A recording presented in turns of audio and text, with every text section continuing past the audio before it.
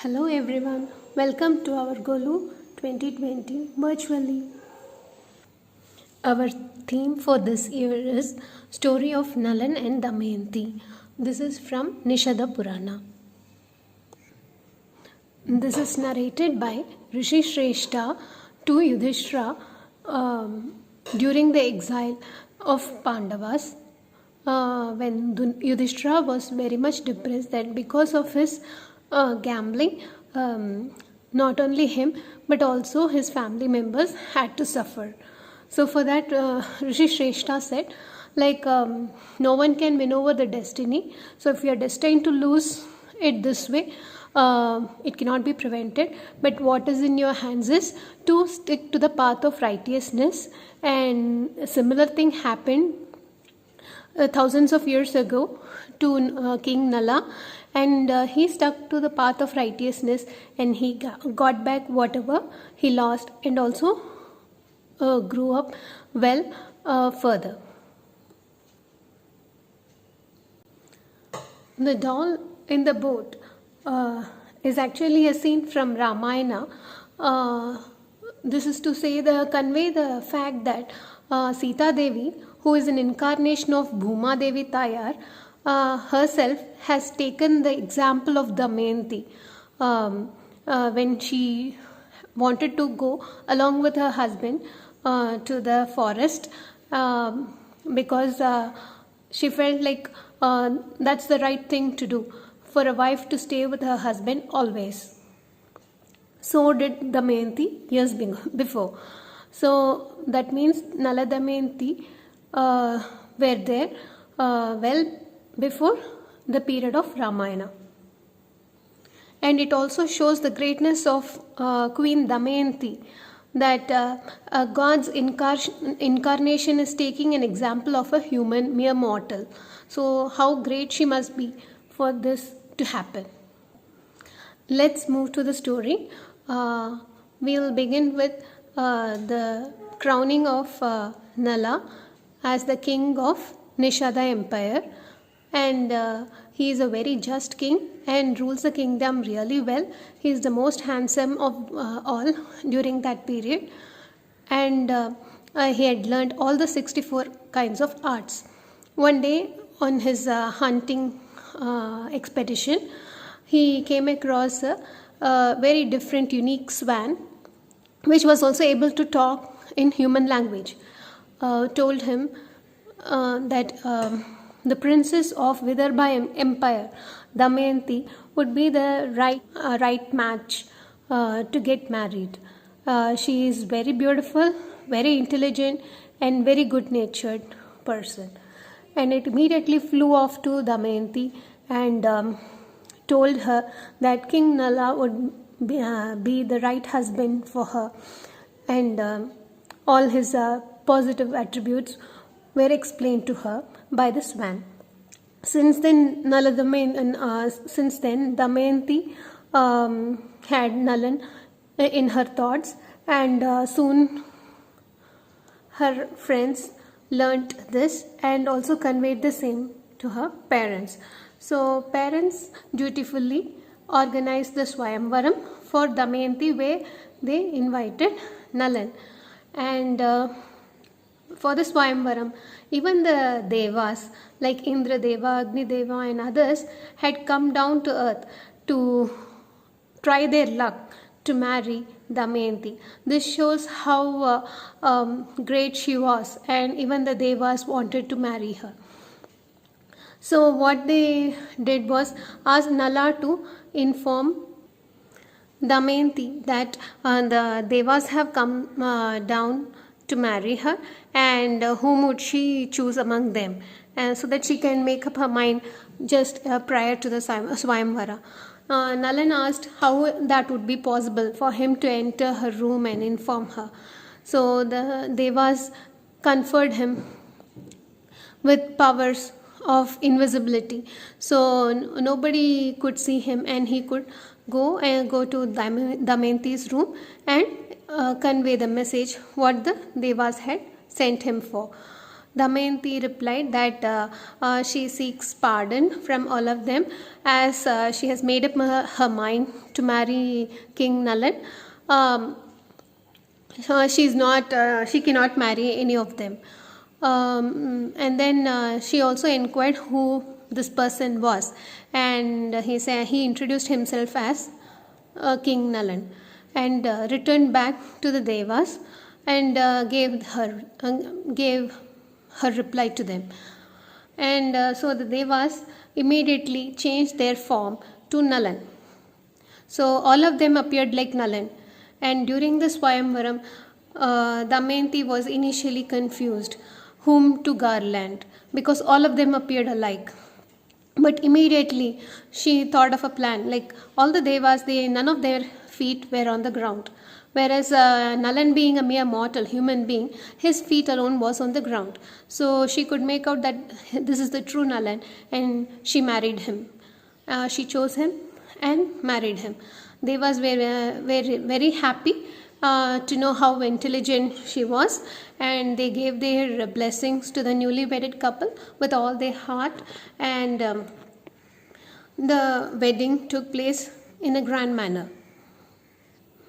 So while returning, the Devas met Lord Shanishwara on the way, and they mockingly said like even they had no luck, and she chose Nalan over them, and how Lord Shanishwara expected him to be one chosen by Damayanti. In this, Lord Shanishwara was a bit hurt, and was also curious to know what greatness did Nalan have that she could decline even the Devas for him. So he started waiting at Nalan's doorstep to enter into him and test his capacity. This is Lord Shanishwara waiting for him.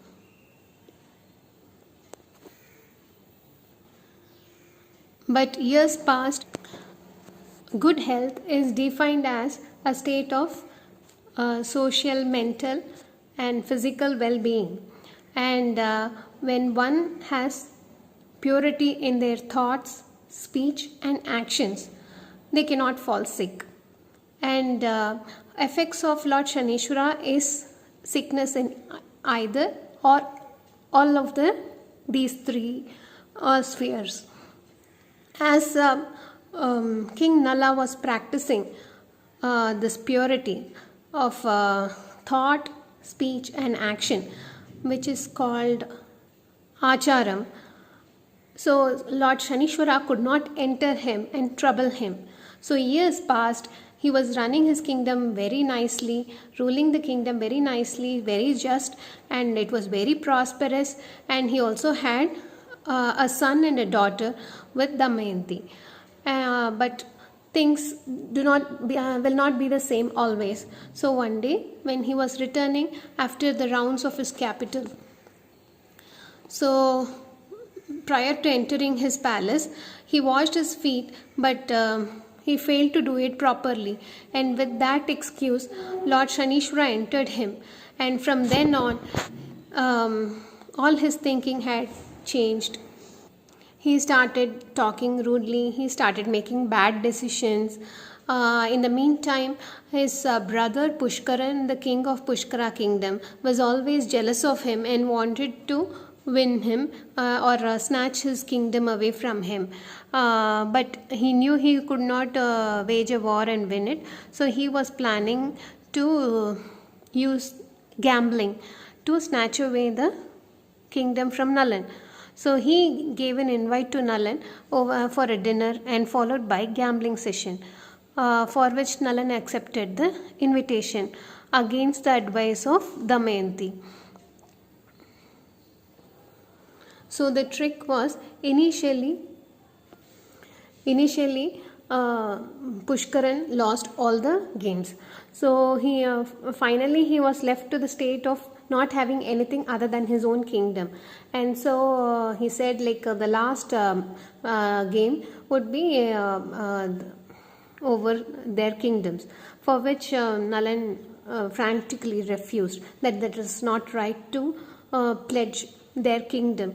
But they conspired and forced him to pledge it, saying that was the rule of the game.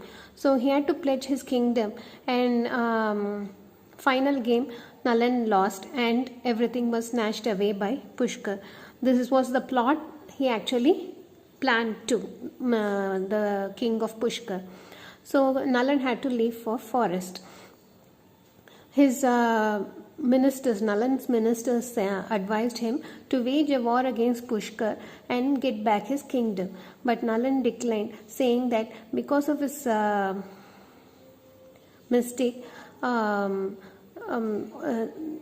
like he cannot keep all his subjects' life at stake, and he has to be punished, and he had to face the exile.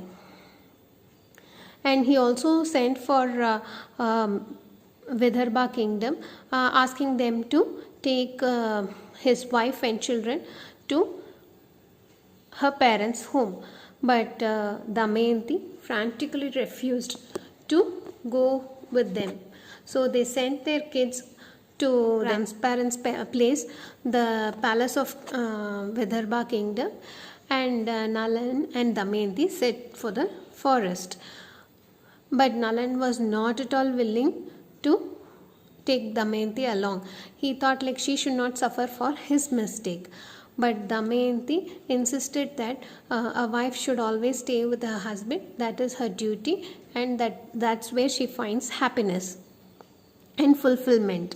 But Nalan was trying to sneak away from Damayanti so that she can go back to her kingdom. So on seeing this, Damayanti, having a 9-yard sari which is very long, she tied Nalan around while sleeping, so that when he tries to move away, she will wake up and be aware of it. So every night she used to tie her sari around him too. This happened for a while, and they were walking through the forest towards the Vidarbha kingdom, that is Damayanti's parents' kingdom. So one day they got to see a very unique bird. Damayanti was very fond of it, fascinated by it, and asked whether she could get the bird as a pet. For which Nalan thought this is the least he could do, and as he did not have any of his weapon, he took his dhoti and tried to drop it on the bird and catch hold of it. But to his bad luck, the bird flew away along with his dhoti. So Damayanti tore off a piece of her sari for Nalan to wrap around. Henceforth, Damayanti could not tie her sari around Nalan because it has shortened. So using this, Nalan one night sneaked out and he left to some other place in the forest, and thought to himself that being close to her parents' kingdom, she would soon go to her parents' place, not knowing what else to do. Damayanti was shocked when she woke up to see Nalan missing, but she did not give up, and she started searching frantically in the forest. But one day she came across a hunter who was very rude and who tried to force her marry him. And because of this, Damayanti just closed her eyes and called out, "Oh God!" And within a moment, flash of a second, the hunter turned into ashes. She did not curse him. That was the strength of her piety. She also decided like she cannot stay in that forest any longer searching for Nalan, and she left in search like towards her kingdom and reached her palace finally. And her children were very happy to see at least their mom back. While Damayanti was waiting for Nala to come back, leading a life of an ascetic. Here in the forest, Nalan was bitten by a black cobra. Surprisingly, he did not lose his life, but he turned into a very ugly person, from the most handsome to the ugliest of all. And the snake spoke, saying that it was Dakshin, and now that he doesn't look like Nalan anymore, he need not hide inside the forest, and he can go to any other kingdom, earn a livelihood, and move on with his life. So Nalan leaves to Koshala Empire. Koshala kingdom was ruled by King Rituparna. He is a Raja Rishi, just like Janaka Maharaja, king of father of Sita Devi, is also a Raja Rishi. So, being a master of all the 64 arts, here he took the job of cook in the palace. Soon, his culinary skills became world famous, and kings from all over the world started traveling to Koshala kingdom just to have a dinner or lunch. This news gave rise to suspicion in Vidarbha kingdom. All those kings were so much attracted to the taste of the food that they were traveling so long or from all corners of the world just to have food in Koshala Empire. And they also knew Nalan is a very good cook. So they sent forth an invitation. And here we see the minister of Vidarbha kingdom meeting King Rituparna and inviting him for a Swayamvaram for remarriage of Damayanti. Rituparna is very much puzzled. He was wondering how can Damayanti agree to remarriage, as she was not ready to marry even Devas, and she had Nalan in mind. So just to honor the invitation, he left along with his family and all the helpers towards Vidarbha kingdom. And so Nalan also was in the troop to cook meals in between. On the way, the horse became exhausted, and the journey stopped abruptly in middle of the forest, and the charioteer also fell sick, and the king did not know what to do. The cook came forth to the king and said, like, he also has skills in handling horses and he can help.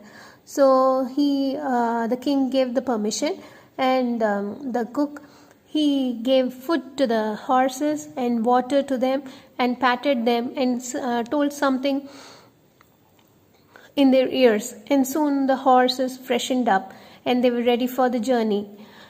And the cook also came forth to ride the chariot of the king, and the chariot was moving as though it was not moving on the land. Absolutely no jerk, no shake, and it was as though it was floating in the air. And the king was surprised, and he was wondering whether a chariot can move this way. And he inquired the cook where he learned the skill. And the cook said, like, can you teach me how to gamble smartly? I can also tell you about the charioting skills in return. And so the rest of the journey, they were exchanging their knowledge on this gambling as well as charioting skills. Soon, in no time, they reached Vidarbha kingdom. People from Koshala, including King Rituparna, were shocked to see that there was no celebration around, though the invitation was for Swayamvaram. And the kingdom was looking very gloomy. And so the King Rituparna inquired the king of Vidarbha kingdom, the father of Damayanti, what the matter was. And the king of Vidarbha kingdom seeked pardon, saying this was not a Swayamvaram, and this was one of their attempt to search their son-in-law, King Nalan. And King Rituparna could understand their plight and also wanted to help them, and told them that his newfound cook seems to cook amazingly well, and it's like as though magic. And not only that, he is also superb in his charioting skills and taming horses. So he doesn't seem to be like a normal guy. The only doubt is King Nalan is supposed to be the most handsome on earth, and this guy is the ugliest of all. So this information was given to Damayanti. So Damayanti asked her friend to take both her kids to the cook and ask for kheer. So when the cook saw the children, he was overwhelmed. He became emotional. He hugged the kids and cuddled them, fed them the kheer with his own hands. And the friend also noticed, like while cooking, he was as though like waving his magic wand, and everything appeared on their own. And the food was smelling really amazing and tasted so great. And it was so divine to taste. So all these things on hearing, Damayanti had no more doubts, and she was sure this is none other than Nala. She ran to him, and as soon as he saw Damayanti, Lord Shanishwara also appeared in the scene. And he said he is very happy how King Nala stuck to the path of righteousness in spite of all these troubles and problems. And so like henceforth he did not suffer anymore, and both King Nalan and Queen Damayanti can live together happily with their kingdom prosperous and with best of health. Soon, as per the advice of the black cobra Dakshin, Nalan prayed to Karkotaka Nag, and he got back his old appearance. Now Nalan went back to Pushkaran, played the gamble, won over all of the kingdom, and gave back Pushkar's fair share, and he started ruling his own kingdom, best of his effort, with righteousness and justice. And the kingdom turned to be even more prosperous than earlier. These are our other dolls.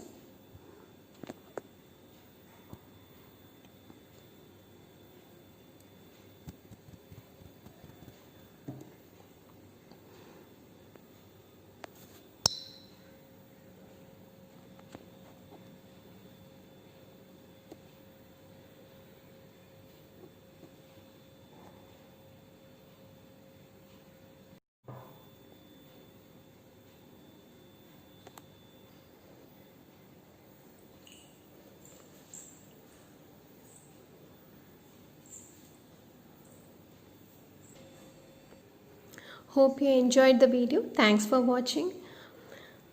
We chose this theme because it is believed that whoever recites and whoever listens to the story of Nalan and Damayanti will have no more sufferings. And this was said by none other than Lord Shanishwara. And that's why it's also mentioned in Karagre Vaste Lakshmi Shloka that we recite daily in the morning. Karkotakasya Nagasya Damayantiya Nalasya Cha Rituparnasya Rajarashehe Kirtanam Kalinashanam. So Kali will be destroyed and there will be peace and prosperity everywhere. Om Namah Shivaya.